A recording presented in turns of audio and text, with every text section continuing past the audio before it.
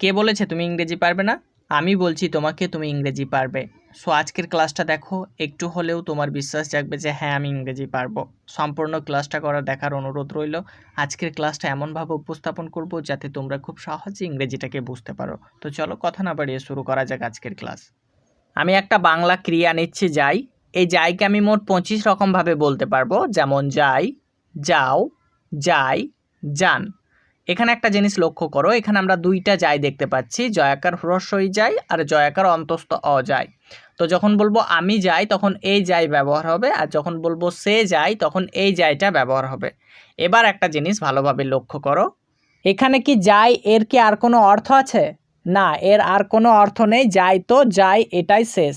যাও এরও আর কোনো অর্থ নেই, যাই এরও আর কোনো অর্থ নেই, যান এরও আর কোনো অর্থ নেই। এদের একটা করেই অর্থ বাংলাতে। এবার মজার বিষয় দেখো, যদি আমি তোমাদেরকে জিজ্ঞাসা করি যে গো এর ইংরেজি কি, তখন তোমরা বলবে যাই, যাই মানে গো।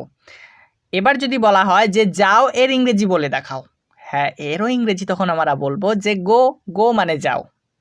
এবার যদি বলা হয় যে যাই এর ইংরেজি বলে দেখাও, এবার দেখো একটু ভালোভাবে এখানে লক্ষ্য করবে, যখন আমি বাংলায় বলছি আমি যাই তখন এই যাইটা ব্যবহার করছিলাম, যখন বলছি সে যায় তখন এই যাইটা ব্যবহার করছিলাম। ঠিক তেমনি যখন বলছি আই গো মানে আমি যাই, কিন্তু যদি বলি সে যায় তখন এরও জন্য কিন্তু ইংরেজিতে গোকে আমাদেরকে একটু চেঞ্জ করতে হয়। কিভাবে? হ্যাঁ, আমাদেরকে এস বা ইয়েস ব্যবহার করতে হয়। কেন? কারণ সাবজেক্টটা যদি থার্ড পারসন সিঙ্গুলার নাম্বার হয় সেই ক্ষেত্রে আমাদেরকে এস বা ইয়েস ব্যবহার করতে হয়। তাহলে যাই এর সাথে আমাদেরকে কি করতে হবে? গো এর সাথে ইয়েস যুক্ত করে বলতে হবে গোজ, গোজ মানে যাই। যদি বলি আপনি যান, এই যে যান রয়েছে এরও অর্থ হচ্ছে গো, গো মানে যান। যদি বলি আমি যাই, আই গো, তুমি যাও, ইউ গো, সে যায়, হি গোজ, আপনি যান, ইউ গো। তাহলে দেখো, গো যদি একা থাকে তাহলে যাই, যাও, যাই, যান এগুলো সবগুলোই অর্থ হবে। কিন্তু গো যখন সেন্টেন্সের মধ্যে ঢুকে যাবে তখন এই গো এর অর্থ হবে সেন্টেন্স অনুযায়ী। যদি সেন্টেন্স অনুযায়ী অর্থ না করা হয় তাহলে কিন্তু অর্থ ভুল হয়ে যাবে। যেমন দেখো, এখানে আই মানে আমি, গো মানে যাই। আই গো মানে আমি যাই, কিন্তু ইউ গো, ইউ মানে তুমি, গো মানে যাই বলবো না, ইউ গো মানে তুমি যাই বলবো না। আমরা এতটা মাথা মোটা নয় যে ইউ গো মানে তুমি যাই এটা বলবো। আমরা বুঝতেই পারছি যে ইউ যখন যুক্ত হয়ে যাবে তখন গো এর অর্থ হয়ে যাবে যাও, ইউ গো মানে তুমি যাও। তাহলে বুঝতেই পারছো, গো যখন সেন্টেন্সের মধ্যে থাকবে তখন সেটা সেন্টেন্স অনুযায়ী অর্থ হবে, আর যদি গো একা থাকে তাহলে যাই, যাও, যাই, যান সবগুলোই অর্থ হবে। এবার চলো আমরা যাইকে আর কত রকম ভাবে বলতে পারি সেটা একটু জেনে নিই। যাচ্ছি, যাচ্ছ, যাচ্ছে, যাচ্ছেন। গিয়েছিলাম, গিয়েছিলে, গিয়েছিল, গিয়েছিলেন। যাচ্ছিলাম, যাচ্ছিলে, যাচ্ছিল, যাচ্ছিলেন। গিয়েছি, গিয়েছো, গিয়েছে, গিয়েছেন। যাব, যাবে, যাবেন। যেতে থাকবো, যেতে থাকবে। এবার একটু লক্ষ্য করো, এখানে আমরা বাংলাতে মোট 25টা ফর্ম পেয়ে যাচ্ছি, কিন্তু এটাই যখন আমরা ইংরেজিতে দেখতে যাব মোট 5টি ফর্ম পাবো। গো এর মোট আমরা 5টি ফর্ম পাই, গো, ওয়েন্ট, গন, গোয়িং, গোজ।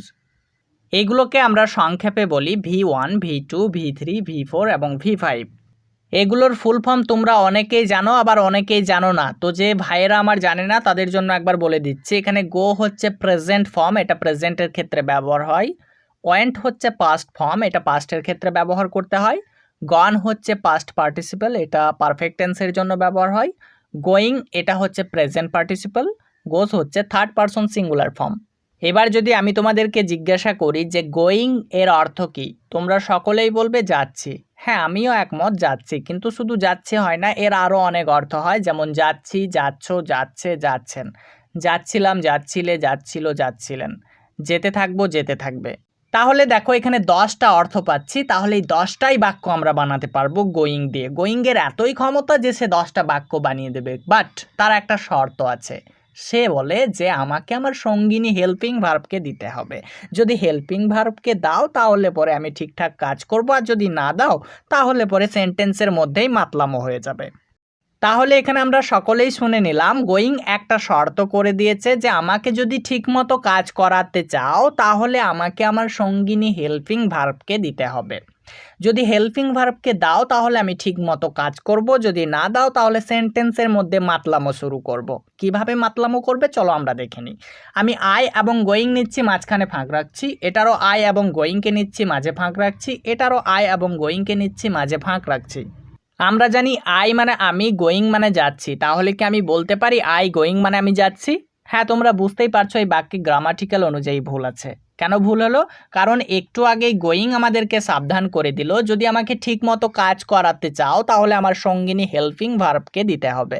যদি দাও তাহলে ঠিক মতো কাজ করব, না দিলে পরে সেন্টেন্সের মধ্যেই মাতলামো শুরু করব। এই বাক্যে ঠিক ও তাই করেছে, ওর কথা মতো ও কাজ করেছে।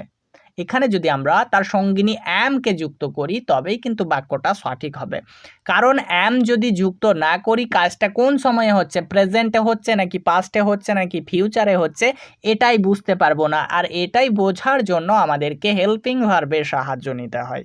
এবার তোমরা এই বাক্যটা একটু লক্ষ্য করো, এর মাঝে যদি এবার আমি একটা ওয়াজ যুক্ত করি তাহলে পরে এই গোয়িংটার অর্থ হয়ে যাবে যাচ্ছিলাম। তাহলে যাচ্ছি থেকে যাচ্ছিলামে পরিবর্তন করার কাজটা করলো কে? হ্যাঁ, ওয়াজ। ওয়াজ আমাদেরকে জানিয়ে দিচ্ছে এই গোয়িংটার অর্থ হবে যাচ্ছিলাম। এবার এই সেন্টেন্সটার মাঝে যদি আমি উইল বি যুক্ত করি তাহলে পরে এই গোয়িংটার অর্থ হয়ে যাবে যেতে থাকবো। তাহলে যাচ্ছিলাম থেকে যেতে থাকবোতে পরিবর্তন করার কাজটা করলো কে? হ্যাঁ, উইল বি। তাহলে আমরা খুব সহজেই বুঝতে পারছি যে হেল্পিং ভার্বের সাহায্যে আমরা কাজটা কখন করছি বা কিভাবে করছি সেটা আমাদেরকে জানিয়ে দিচ্ছে। হ্যাঁ, এই সেন্টেন্সটা একটু লক্ষ্য করবে, এখানে আমি আই এরপরে উইল ব্যবহার করেছি। আমরা জানি আই এরপরে তখনই উইল ব্যবহার হয় যখন কোনো জিনিস জোর দিয়ে বোঝানো হয়, তখন সেই ক্ষেত্রে আমরা উইল ব্যবহার করি। হ্যাঁ, আমি নিয়মটা জানি, তারপরেও আমি উইল ব্যবহার করেছি এই কারণেই, কারণ এখন মডার্ন ইংলিশে উইলেরই ব্যবহার হয়, স্যালের ব্যবহার হয় না, তাই আমি উইল ব্যবহার করেছি। আর হ্যাঁ, যে কোনো সাবজেক্টের সাথেই উইল আমরা ব্যবহার করতে পারবো।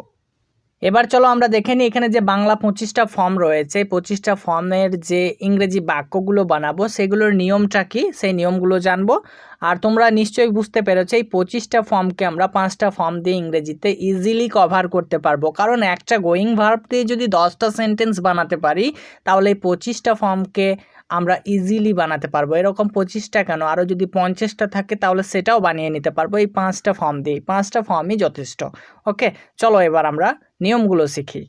যদি কোনো বাংলা বাক্যে ক্রিয়ার শেষে হ্রস্বই অ, এ, ও, এন বা আন থাকে তাহলে সেটা হয়ে যাবে সিম্পল প্রেজেন্ট টেন্স। বাংলা বাক্য দেখে খুব সহজে এইভাবে চিনবে তোমরা, যদি কোনো বাংলা বাক্যে ক্রিয়ার সঙ্গে এগুলো আমরা পাই তাহলে সেটা হয়ে যাবে সিম্পল প্রেজেন্ট টেন্স। তার স্ট্রাকচার কি হবে? Subject plus main verb. এখানে কিন্তু অক্সিলারি ভার্ব বা হেল্পিং ভার্বের প্রয়োজন পড়ে না, তোমরা সেটা গত ক্লাসে নিশ্চয়ই শিখে এসেছো। এখানে শুধু আমাদেরকে সাবজেক্টের পরে মেন ভার্ব বসিয়ে দিলেই সেই বাক্যটা তৈরি হয়ে যাবে। চলো আমরা দেখে নিই। আমি যাই, এটা আমরা বলবো আই গো। এখানে আই মানে আমি, গো মানে যাই। আই গো মানে আমি যাই। তুমি যাও, ইউ গো। এখানে ইউ মানে তুমি, গো মানে যাও। ইউ গো মানে তুমি যাও। কিন্তু যদি বলি সে যায় তাহলে আমরা বলবো হি গোজ। একটু আগেই আমরা শিখেছিলাম যে যদি থার্ড পারসন সিঙ্গুলার নাম্বার হয় তাহলে সেই ক্ষেত্রে এস বাই এস ব্যবহার করতে হয়। গত ক্লাসেও তোমরা সেটা শিখেছিলে। তো হি গোজ মানে সে যায়। আপনি যান, ইউ গো মানে আপনি যান।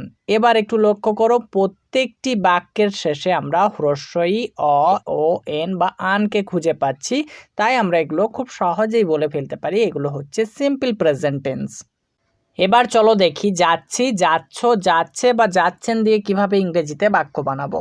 যদি কোনো বাংলা বাক্যে ক্রিয়ার শেষে ছে, ছি, ছ বা ছেন থাকে সেই ক্ষেত্রে আমরা সেটাকে ধরে নেব সেটা হচ্ছে প্রেজেন্ট কন্টিনিউয়াস টেন্স। আর সেই টেন্সের স্ট্রাকচার হচ্ছে সাবজেক্ট প্লাস অ্যামিজার, তারপরে ভার্বের সঙ্গে আইএনজি। তো কোথায় আমরা অ্যামিজার ব্যবহার করব? দেখো আমাদের স্ক্রিনে সেই চার্টটা চলে এসেছে, এটা তোমরা গত ক্লাসেও শিখে এসেছো, আমি আর বারবার রিপিট করছি না। আমি যাচ্ছি এটা যদি আমরা ইংরেজিতে বানাই তাহলে আমরা বলবো আই অ্যাম গোয়িং। এখানে আই এর পরে অ্যাম ব্যবহার করতে হয়, দেখো তোমরা স্ক্রিনে দেখতেই পাচ্ছ। তো আই অ্যাম গোয়িং মানে আমি যাচ্ছি। তুমি যাচ্ছ, ইউ আর গোয়িং। এখানে ইউ এর পরে আর ব্যবহার করতে হয়, দেখো স্ক্রিনে দেখতেই পাচ্ছ। ইউ আর গোয়িং মানে তুমি যাচ্ছ। সে যাচ্ছে, হি ইজ গোয়িং। মানে সে যাচ্ছে, এখানে হি এর পরে ইজ ব্যবহার করতে হয়। আপনি যাচ্ছেন, you are going, you are going মানে আপনি যাচ্ছেন। এবার চলো জেনে নিই গিয়েছিলাম, গিয়েছিলে, গিয়েছিল বা গিয়েছিলেন দিয়ে কিভাবে ইংরেজিতে বাক্য বানাবো। তো বাংলাতে আমরা কিভাবে খুব সহজে চিনব, যদি কোনো বাংলা বাক্যে ছিলাম, ছিলে, ছিল বা ছিলেন থাকে সেই ক্ষেত্রে সেটা হয়ে যায় সিম্পল পাস্ট, সিম্পল পাস্ট। তো তার স্ট্রাকচার হচ্ছে সাবজেক্ট প্লাস V2 অর্থাৎ ভার্বের 2 নাম্বার ফর্ম। এই ক্ষেত্রেও কিন্তু কোনো হেল্পিং ভার্বের প্রয়োজন পড়ে না, বিনা হেল্পিং ভার্বের সাহায্যেই আমরা সিম্পল পাস্ট গঠন করতে পারি। যেমন আমি গিয়েছিলাম, আমরা বলবো আই ওয়েন্ট, এখানে গো এর 2 নাম্বার ফর্ম হচ্ছে ওয়েন্ট। তো আই ওয়েন্ট মানে আমি গিয়েছিলাম, তুমি গিয়েছিলে, ইউ ওয়েন্ট, সে গিয়েছিল, হি ওয়েন্ট, আপনি গিয়েছিলেন, ইউ ওয়েন্ট। এবার দেখো যাচ্ছিলাম, যাচ্ছিলে, যাচ্ছিল বা যাচ্ছিলেন, এই শব্দগুলো দেখেই বুঝতে পারছি কাজটা কন্টিনিউ চলছে, তার মানে এটা কন্টিনিউয়াস। তো কোন কন্টিনিউয়াস, একটু আগেই দেখলাম ছিলাম, ছিলে, ছিল বা ছিলেন থাকলে সেটা হয়ে যায় পাস্ট, তার মানে এটা পাস্ট কন্টিনিউয়াস। তো তার স্ট্রাকচার হচ্ছে সাবজেক্ট প্লাস ওয়াজ বা ওয়্যার, তারপরে ভার্বের সঙ্গে আইএনজি। তো কোথায় আমরা ওয়াজ বা ওয়্যার ব্যবহার করব, দেখো আমরা স্ক্রিনে দেখতে পাচ্ছি। তো চলো আমরা ইংরেজিতে কিছু বাক্য বানাই। আমি যাচ্ছিলাম, তো আমরা বলবো আই ওয়াজ গোয়িং, এখানে আই এর পরে ওয়াজ ব্যবহার করতে হয়, দেখো স্ক্রিনে দেখতেই পাচ্ছ। তো আই ওয়াজ গোয়িং মানে আমি যাচ্ছিলাম। তুমি যাচ্ছিলে, ইউ ওয়্যার গোয়িং, এখানে ইউ এর পরে ওয়্যার ব্যবহার করতে হয়, স্ক্রিনে তোমরা দেখতেই পাচ্ছ। ইউ ওয়্যার গোয়িং মানে তুমি যাচ্ছিলে। সে যাচ্ছিল, হি was going, he was going মানে সে যাচ্ছিল। আপনি যাচ্ছিলেন, you were going, you were going মানে আপনি যাচ্ছিলেন। এবার চলো আমরা দেখি গিয়েছি, গিয়েছো, গিয়েছে বা গিয়েছেন দিয়ে কিভাবে ইংরেজিতে বাক্য বানাবো। তো তার আগে তো আমাদেরকে বাংলা বাক্য দেখে চিনতে হবে যে এটা কোন টেন্স। যদি কোনো বাংলা বাক্যের শেষে ক্রিয়ার সঙ্গে এছি, এছো, এছে বা এছেন থাকে সেই ক্ষেত্রে সেটা হয়ে যায় প্রেজেন্ট পারফেক্ট, প্রেজেন্ট পারফেক্ট। তো তার স্ট্রাকচার হচ্ছে সাবজেক্ট প্লাস হ্যাভ বা হ্যাজ, যে কোনো একটা, এটা সাবজেক্ট অনুযায়ী বসাতে হয়। তো আমরা হ্যাভ বা হ্যাজ কোথায় ব্যবহার করব, দেখো আমাদের স্ক্রিনে চলে এসেছে। তারপরে ভার্বের 3 নম্বর ফর্ম, তো গো এর 3 নম্বর ফর্ম হচ্ছে গো, ওয়েন্ট, গন। তো আমরা সবসময় গন ব্যবহার করব। তো চলো উদাহরণ ফলো করি।